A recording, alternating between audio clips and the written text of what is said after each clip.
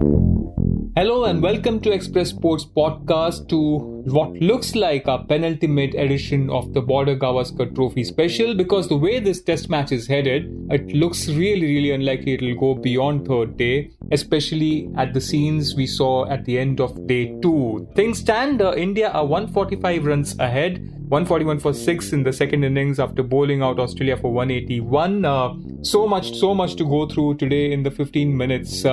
We have that Rohit Sharma interview, we have that Shubman Gill dismissal, as well as that very old Virat Kohli dismissal. But I guess we should start with Rishabh Pant, Vinayakk, Amit. I think everyone's really gone after him for the last couple of weeks, and today he did kind of show the old spark that Rishabh is known for. Yeah, that was classic Rishabh Pant. I don't think vintage works for Rishabh Pant yet. He's quite young. This is what we've come to expect from Rishabh, and things that we've been discussing also over the last couple of matches on why Rishabh frustrates and excites in equal measure. The reason there has been a lot of criticism for Rishabh, and somewhat rightly, is because of the kind of shots he played in Melbourne, and which were avoidable given the situation.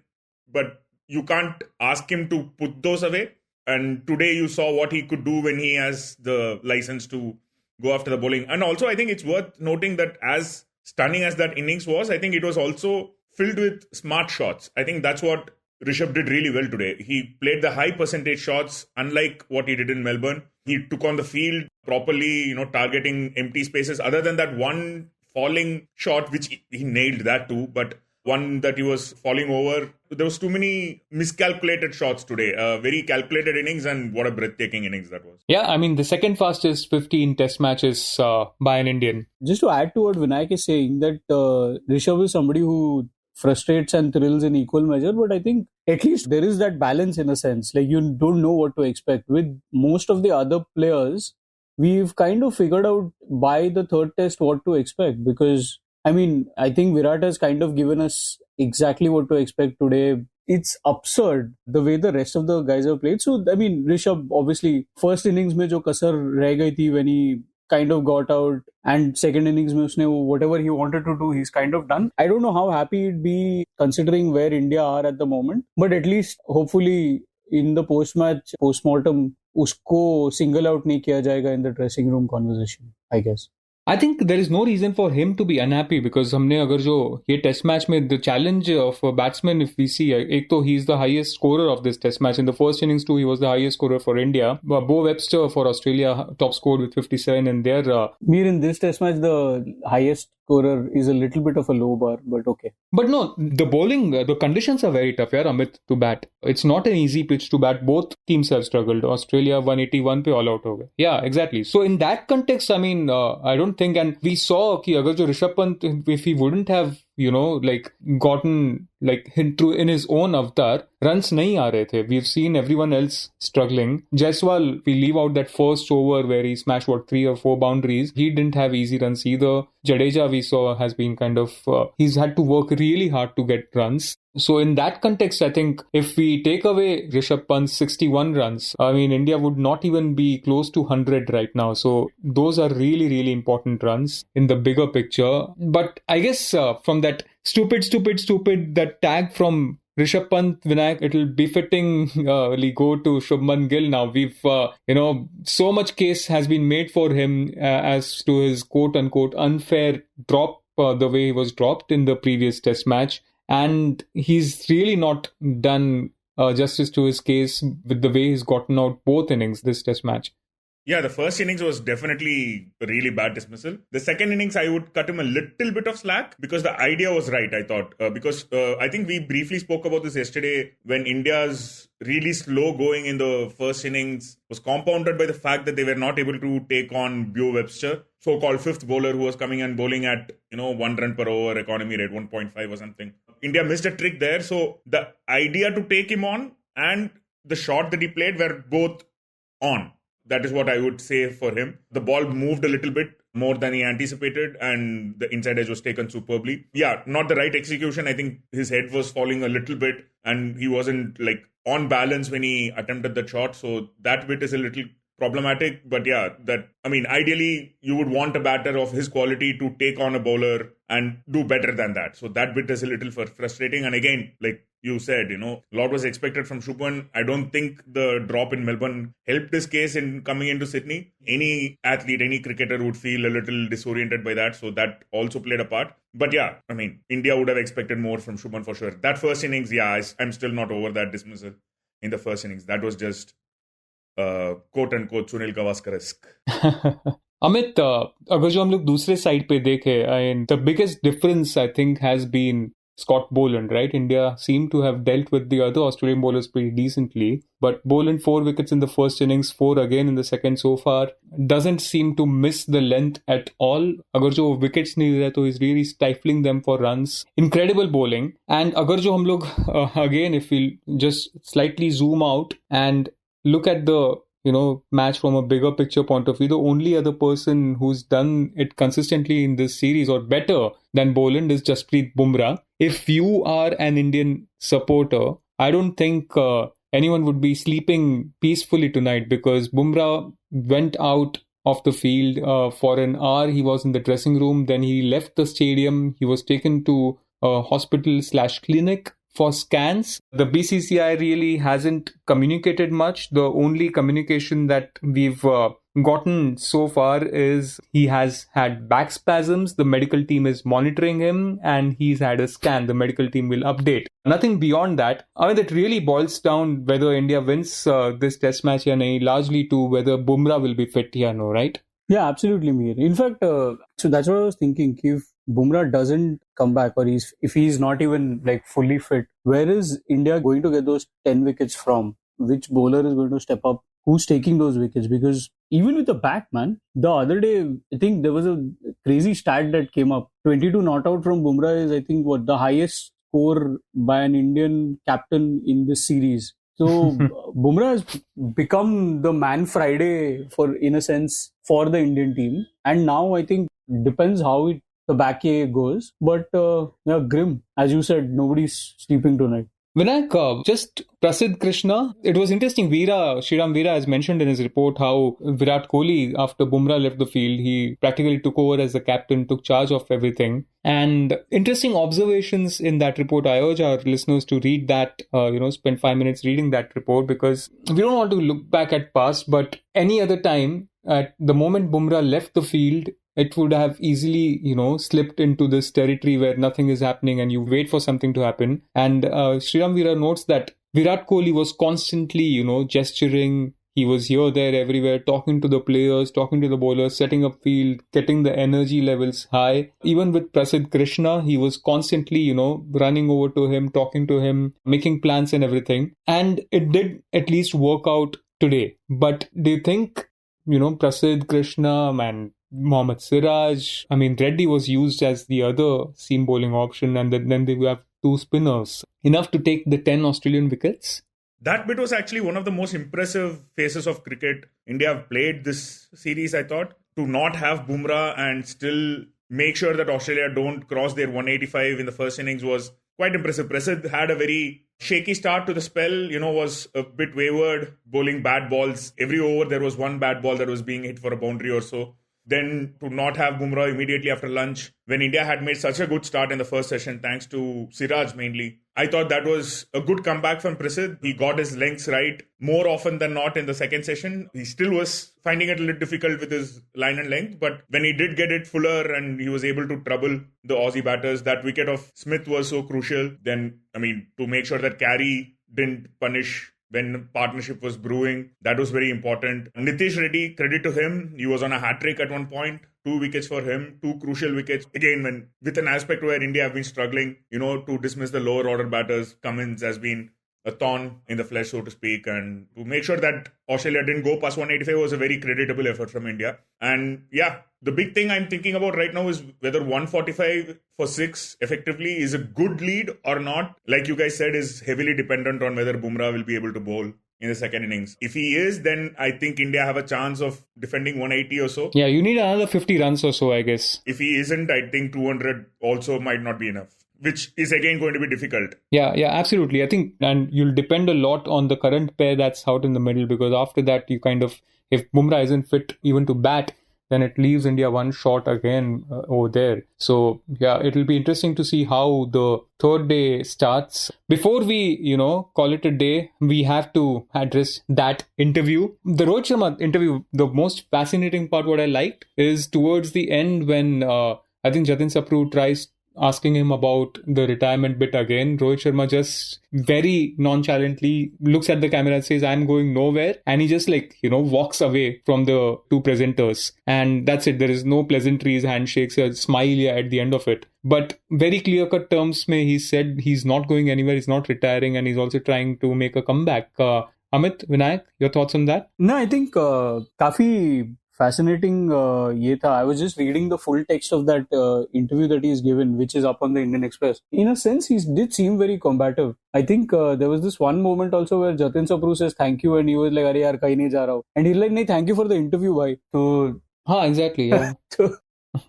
He was in that mood, कि मतलब you guys seem to have written me off, but I'm still here. And Mihir, did you see him staying on? It felt slightly inconceivable. He, Virat, both of them staying on beyond a year. Whatever we've reported that for the Indian team management, he's not part of the future plans. In that, where does it leave the Indian cricket team captain when he's saying that he's not retiring? The Indian team management are kind of implying, indicating, nudge, wink, wink, suggesting that he's not part of their plans in the future. Where does that leave him in a sense? I mean, it's a very interesting situation, right? Because after this test match, the current World Test Championship cycle ends. I mean, by all means, it looks like India won't be playing the final of the World Test Championship. So the next assignment would be the series away in England. And forget as a captain, but if as a batsman, Rohit has been dropped from the Sydney test, there isn't any avenue for him to prove himself between now and the first test in England. So on what basis do you recall him as well to the 11, right?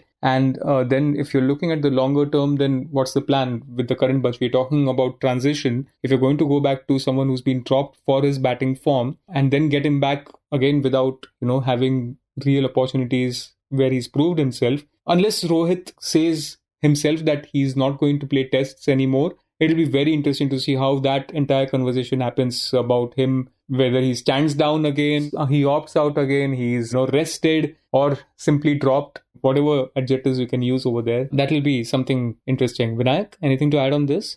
Yeah, I mean, he could potentially play Ranji Trophy and show some form. I think it's moot right now, and not really like, the Indian selectors are going to pick a squad for the England Test series in February or March or whatever that is. So it's a long way away. So the fact that he's saying he's not going to retire tells me that he's still hoping to somehow make a comeback. And the selectors are well within their rights to say we are moving on. So that doesn't change anything. And then it is over to Rohit then to show that he has found some form. I just hope that they don't, if Rohit does well in the IPL, plays a few good knocks for the Mumbai Indians, that is not an avenue for him to come back into the test side. Hopefully the selectors don't do that mistake if they are firm on Rohit Sharma's test form, which they are right now. So yeah, that is an interesting thing to watch out for. At least he's made it clear that he's not retiring right now. So that's one less thing for us to worry about in terms of our preparation.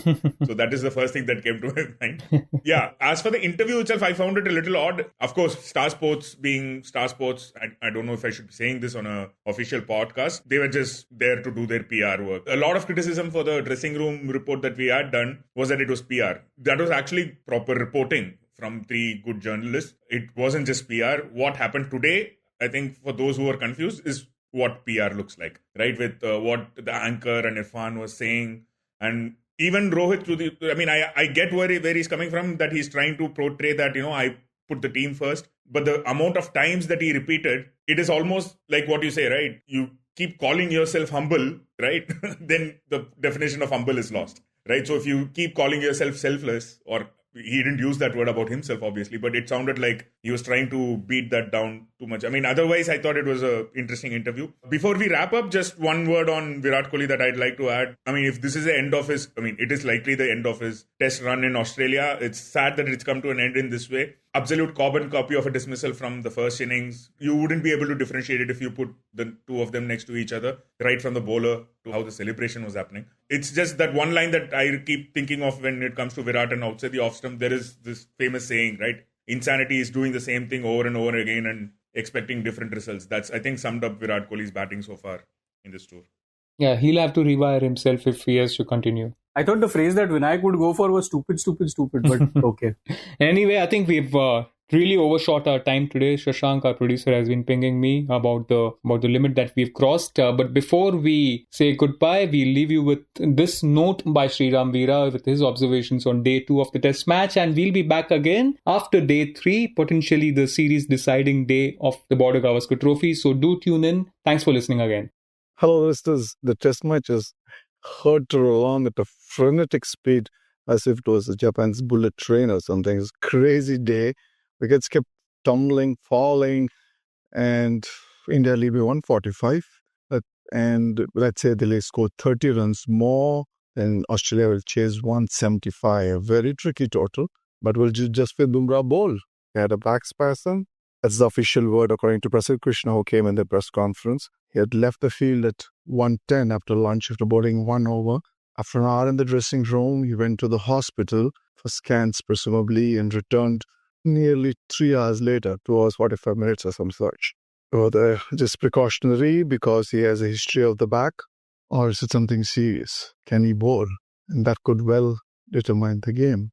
Today, he was not there after lunch, and Indians were terrific with their catching, bowling, and even when he was there from the morning, Virat Kohli called all the shots. In terms of field placings to start with, and at one point even asked Jasprit Bumrah that he should come back and bowl. He stopped. Siraj had a word with Mohammad. Siraj was bowling that over, and had signalled to Jasprit that he should bowl. He should replace Siraj in the next, which Bumrah did. Kohli was buzzing all over the place, telling, encouraging, clapping, and Indians bowled their heart out. Even Prasid Krishna lifted his game. So did Ritesh Reddy. Catching was brilliant in Australia, were bundled out, giving a 4-run lead to India. And the Indians started beautifully in the second innings, as Mitch Stark had a horrible first over shot wide, 3 short and wide in 1 half early, and Jaiswal creamed them all for force. KL Rahul too got going, looked very good until he made this first error of judgment. He usually doesn't do it, but I guess they didn't want just Scott Boland to settle into his line and length perhaps. He actually walked down the track here, Rahul, and played a loose drive inside edge bowled. And then Boland took Jaiswal with a butte that pitched around half and middle and took out the off stump. And then suddenly the game had turned. You had Virat Kohli walking in and walking back. The same, almost a similar dismissal, similar ball that he was dismissed in the first innings. A kicker from back of length from Boland, who's been amazing in this match, this series, ball after ball, and Kohli nicked it behind. And then came Rishabh Pant in a furious storm. He just charged the first ball, slapped, tried his lap shot very soon, didn't succeed quite. But after that, he just slammed. There was 2 stunning sixes, Mitch Stark, Webster, and he just went after everybody. Perhaps Pat Cummins could have got Nathan Lyon or bowled well outside off stump line and then see if he could tempt Pant into charging, but the pitch did nothing. So perhaps that's why he kept bowling Webster a bit and slammed everybody. And then just as who else but Pant could take the game, who else but Pat Cummins to break and bring it back to Australia. Lendl well outside off. He had Pant chasing and edging. And then one by one, the others started to go. And now still we have Ravindra Jadeja on. And let's see how many more runs they score. Ideally, they would like to have something more than 200. Whether it's possible or not. And it also, as I said, it will come down to how if Jasprit Bumrah is ready to bowl. Cracker, dramatic BGT series heading towards possibly dramatic conclusion tomorrow. Just a third day at SAG. We can't but tune in. And Rohit Sharma had a great PC in between the press conference, in between Star Sports, when he said his stuff. That was also dramatic. Just on the field action, even the non-cricket bit was excellent. And now for one final night-biting day on the series of White Says, let's see how it goes. You were listening to Express Sports by the Indian Express. This show was edited and mixed by Suresh Pawar and produced by me, Shashank Bhargava. If you like the show, then do subscribe to us wherever you get your podcasts. You can also recommend the show to someone you think will like it, share it with a friend or someone in your family. It's the best way for people to get to know about us. You can also tweet us at Express Podcasts and write to us at podcasts@indianexpress.com.